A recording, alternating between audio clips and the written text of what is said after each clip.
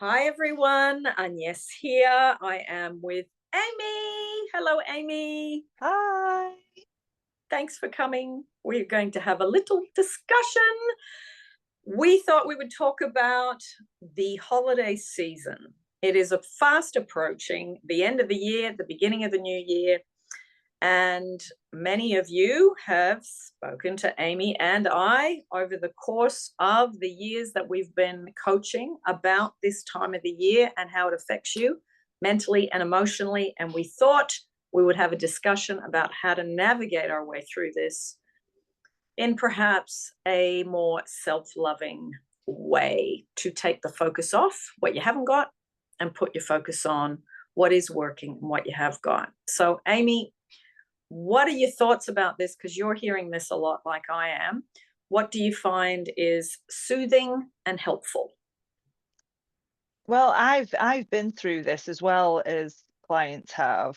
So I know that the idea of spending Christmas, the holiday season, when you are trying to manifest somebody is, it can have a real impact on you. And you do start thinking things like, oh my gosh, my Christmas is going to be rubbish this year.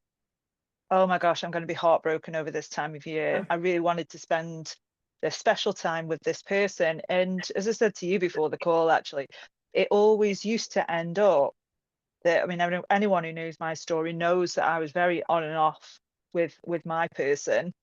And it used to be October, a big argument would happen or a conflict would happen, and that's it. It'd be ended. And I always used to go through the same cycle of, oh my gosh, this is going to be rubbish without it. But what I did to actually get through that was actually starting to reframe things because, in fact, there's a lot more people in my life than SP. Yeah, I get to spend the day with my family. I get to spend time with people that are important to me and who care about me. I did tons of gratitude journaling as well. So, what I essentially did was let go of the idea that he had that power to make this time of year good or bad. Yeah. And each time that this would happen, that is exactly what I'd go to. And I'd go all out as well. For example, I'd really decorate the house special. I would make sure that my self-love was on top. I would make sure that I've made time for myself. I made sure that I um, really appreciated the time of year and what came along with the time of year. And I'd still managed to get myself in the mood for it. And then bam, he'd come back before Christmas. Now, I'm not saying obviously that's going to happen for everybody, but the message, I suppose, is to really let go of the idea that this time of year is going to be a struggle or it's going to be horrible or it's going to be bad and it's just going to not be worth going through. We need to sort of try and reframe that because actually this person isn't going to make you feel happy or fulfilled unless you already are happy and fulfilled. And like I Yes. say, the way that I did that is I did a lot of gratitude journaling. I did a lot of appreciation. I'd list things that I'm grateful for right now. And I'd list the ways that my Christmas is going to be perfect anyway. And that's really how I survived it. But saying that, and like I say, this has happened numerous times over the years. Having said that, I do understand how that initial, oh, this time of year is going to be really, really challenging. And it's okay that that it feels like it's going to be challenging. You can handle it, but make sure that you're not completely focused on what you don't have. So that would be my advice. Mhm. Yes, I agree. It's like you've just described, the glass half full rather than the glass half empty. You look at what's there, and the more you go into appreciation and gratitude, it brings more things that, well, like you were saying to me, we may have split up, but he would always come back before Christmas, so I never actually had to endure the Christmas on my own. But it's like you made the state change. You change from unloved, unwanted, rejected, not a priority, to, you know what, I'm going to make myself a priority. I'm going to make everything around me beautiful. I'm going to water and fertilize what's there. And I think when you do that, you have a much better success rate with things working out. But you can't do it for that reason. You got to do it just literally because it is the right thing to do, especially if you've got kids. You know, you want to make Christmas or the holidays fun for them. So it's putting your focus on making it good for someone else too and yourself. But it's so easy to look at what I haven't got, haven't got, haven't got, haven't got. And when you're in that energy, you cannot capture, well, you can't get to where you want to go because you can't capture the state. So the state change, the emotional change, the mental change, give yourself something else to do. And I agree with you. I think gratitude, keep looking at what's working, keep looking at what's really, really good in your life. And I remember Esther Hicks saying years ago, if you've got 10 things going wrong, no, you got 10 things, one thing's working and 9 things are going wrong, you focus on that one thing that's going right, that will turn the tide. And I remember thinking, wow, how could that be? Because the odds are against you. But now I understand, because it's an emotional world. What you're doing is emotionally impacting what you see in your surroundings. So make it as rich as you can, make it as loving as you can. Also, I think coming out of yourself and saying, how can I make perhaps someone else's Christmas good? It might be my neighbor who's elderly. It might be, you know, my boss whose wife's just died, or, you know, in the last 3 months. Look at people around you that are worse off than you and see if you can bring a bit of joy to those people. And I think that really pulls you out of yourself. I think that's really helpful, because you can get so fixated on what you haven't got and how lonely you feel. And that is not a plant you want to water. It's not a plant you want to grow. It really, water the plant of joy, of love, of giving, of understanding that Christmas really is about love and sharing, and to see where you can be that and do that. I think that's a good way to go. Exactly. And I can remember one of these Christmases in particular where he did text me at sort of the beginning of to the middle of December. I was like, oh, no, I'm sorry, I'm busy. I'm sorry, I've made all yeah, I'm really busy. Yeah. And that was a really nice place to be in, because actually it didn't matter anymore. It didn't matter Mm. because I knew that my Christmas was going to be fantastic Yeah. anyway. And I'd really dove into, like you say, self-love practices. I bought myself Christmas presents as Mm. well, and made sure I'd really gone to town on me. And obviously I've got people who know me know that I've got a young child as well, so that was really good. We got the you know, we treated ourselves, and that was something to look forward to. I'm Mm. quite close to my parents as well, so we were going to have an amazing one no matter what. Yeah. But when, you know, especially if it's sort of just happened, if a breakup's just happened, it Mm. can be, but it doesn't have to be. Yeah. You can at least find something to make yourself feel just a little bit better, just a little Yes. bit, and then move the needle. Yeah. And before you Yes. know it, you're going to look forward to it. That's right. Especially if you've got your favorite food around, you got your favorite people and your favorite food, and it's just, you know, a time where you can, hopefully, not everybody can, but stop working, sleep in, take a break, watch a movie, go for a walk, do those things that really help you improve your self-love and your feeling good within you. I think those days, which are really usually catching up with loved ones and being disconnected from your usual things, Hmm. depending on what industry you're in. Some industries really ramp up over Christmas. I remember that years ago, that, you know, I couldn't do these things at Christmas because I was so engrossed in the retail industry, which is just, or hospitality, which was so fixated on extra hours, extra work, lack of sleep, you know, et cetera, et cetera. So if you are in those industries, we send you our love,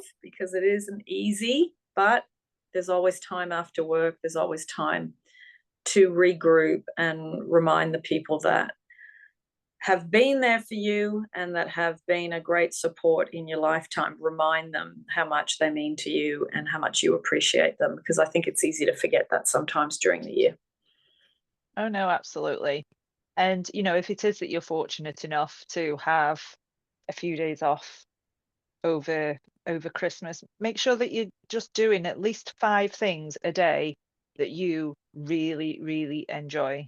Mm. So that might be going for a walk. That might be having a really long bath. That might Yeah. be making yourself a cup of tea. Yeah. And start showing yourself that you're the priority. Start Yeah. showing yourself that you matter. And every time you your mind wanders to that person, remind yourself, actually, it's not about this person, it's about me. I'm going to prioritize me. Mm. So every time your mind, goes on a tangent, or you're checking the phone to see if they've texted you, that's just an invitation for you to think, oh, okay, more self-love today then. Mm. And, it's about understanding that every time you're doing that, you're prioritizing them, Yeah. not you. Yes. And so that's really important, I think. And the more you do that, it doesn't take very long to break those cycles and patterns, to stop checking and stop thinking, because, the more we intercept a thought process or a pattern, the easier it is to sort of let that pattern go. Mm. Yes. I like your 5 things a day. I think it's good, because it doesn't have to be, you think, oh, 5 things, but it's like, no, it can just be a cup of tea. It can be that you lay down for 20 minutes, 30 minutes and do a meditation or have a bath, or, I mean, I love baking sometimes in the afternoon. Like if I'm not working, I think, oh, let me make some nice banana muffins, and then they can just go in the freezer, and then you can pull them out one at a time and eat them, at random moments. And it's like, or baking for other people. I know there's people that I love that I know that they don't cook, they're not interested. So it's like, well, if that's something that you love to do, doing it for someone else that doesn't like it, that means the world to them, because they can't be bothered, or they'd rather just buy something ready made or whatever. There's a lot of people that don't like to cook. So those little acts of kindness, I think, pockets of joy, acts of kindness, and doing those things for others, that really, they don't take much time. They really don't. A batch of muffins takes 12 minutes. It really is quite quick. So yeah, doing things for mental health, doing things for your emotional health, and doing things to have a better holiday. I mean, I really noticed years ago, as soon as it hit the 1st of December, it's like the speed of things would just woof, and people get more impatient. It's like there's a lack of time, a lack of money, and a lack of love. That it's like people are operating from either one of those, 2 of those, or all 3. And I remember thinking, I want to step off that, and I want to make sure I'm out there less in December, because there's a lot of weird energy, especially with, well, I mean, some people have got kids they want to buy stuff for, and they don't have the money, and all that's really stressful. So, I mean, we grew up, well, we didn't have a lot of money, and I know my parents went through that. So it's like, when you know that the energy is like that out there, and you don't have to be in it. I mean, sometimes you have to travel to work and back or whatever, but the rest of your time, it's like, let me spend more time at home, or with friends that live close by, or with family. And leading up to Christmas, let's make December good. Let's make it that we slow down, not speed up action figure mode, because you get to Christmas Day and you're white as a ghost and you look ragged. And Yeah, that's and you not, can't wait for it to be over. you can't wait for it to be over. Yeah, it's so true. Christmas Day, Boxing Day, Christmas Eve, New Year's Day. And I These are think moments. you've touched on a really good point, actually, because what I've noticed, and what I did myself, was that because I sort of thought Christmas is this huge event. It puts time pressure Mm, on that this needs to happen yeah. for Christmas. I need to have this happen for Christmas. And that then takes you out of the state of having it already. Yes. Because I've noticed anytime I put a time pressure on anything, if I put a deadline on anything, that's, you know, it's just frustration, desperation, and thinking Yeah. it has to be done by this date. Try Yeah. if you can to take Christmas out of the equation if you can and Yeah. focus on having it Yeah. rather than this needs to happen before Christmas and Yes. oh, I need to get there, I need to visualize more, I need to affirm more, I need Yeah. to do more Yeah. meditating. And like you say, slow down, enjoy the time for what it is, Mm. and really try to make it so that this time pressure isn't Mm. there, because Yes. you'll get, like you said, December goes so quick, Yes. and the pressure that you're putting yourself under, Yeah. and you're just going to feel more and more and more lack. Yes. And you get, I mean, what I notice is people with dark circles under their eyes and they look gray and they're wiped out, because they're trying to do everything. I mean, I do know a lot of companies and employers and things. This needs to be done before the holidays. This needs to be done before Christmas. So you got that work pressure. But if you can minimize it when you're outside of work and say, okay, this is my time. How can I surrender more, let go more? Yes, I've got my little to-do list, but I don't need to achieve everything in the next 2 weeks. And it's that being prepared too. If you organize things slowly, the turtle way, the rabbit doesn't have to kick in on the 20th of December because you haven't got stuff done. The more you're organized, the more you do things slowly, the less pressure there is on the holidays. I think slow and steady little things really break down a lot of jobs into small pieces, and then you can be more at peace and relax, and then you can do it with love. Whatever it is, the shopping, the cooking, the buying the gifts, whatever it is you got to do, you can do it with more of a sense of connectedness to, I don't need to just plow through this and get to the 1st of January, because that doesn't feel good. And like you were saying, I just got to get this over with. It's not meant to be like that. It's meant to be enjoyable. And whether you do things alone or whether you do things with a huge family, there's people that do things, there's all different levels of how many people are around you at Christmas, and whatever you're doing, it's bringing the best of you, the most loving part of you, the most rested part of you, the happiest part of you, the unconditional loving part of you. That's what Christmas is really about. It's bringing those things that you can't see towards all those days during the holidays. So that's it. Anything else, Amy? Did anything else come to mind? No, aside from I want to wish everybody a really nice Christmas. Yeah. If I do, yeah, and make sure it's for you. Make Yeah. sure you're doing things that you like to do, and Yeah. just try and take your attention off what's not there. Yeah. Even if it's just for the next few weeks, just take the attention Yeah. off what's not there. Yeah, I agree.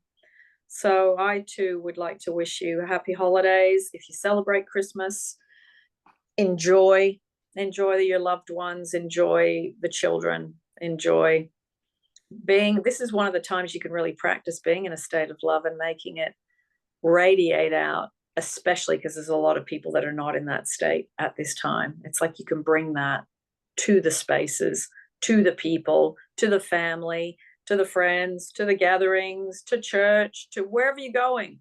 Bring that with you.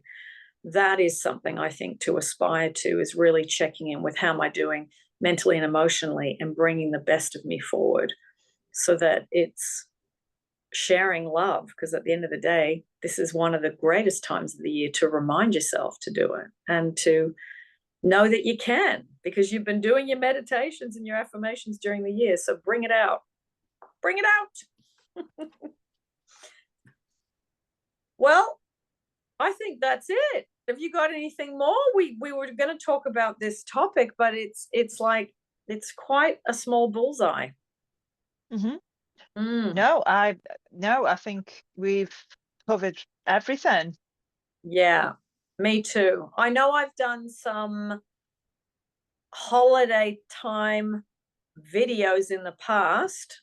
Amy, if you've got any, let me know, and I'll put them in the description down below, and we can, just revisit some things that have really helped and worked to give people relief and help people along this next really 5 weeks that are coming. All right. Thanks for joining us, everyone. Amy, you want to say goodbye to everybody before we go? Yes. Bye, everybody, and have a wonderful holidays. Yeah, me too, everybody. Happy Christmas, happy holidays. And we will be seeing you, well, on both our channels in December, but also into the new year, 2025. Let's make it the best year yet.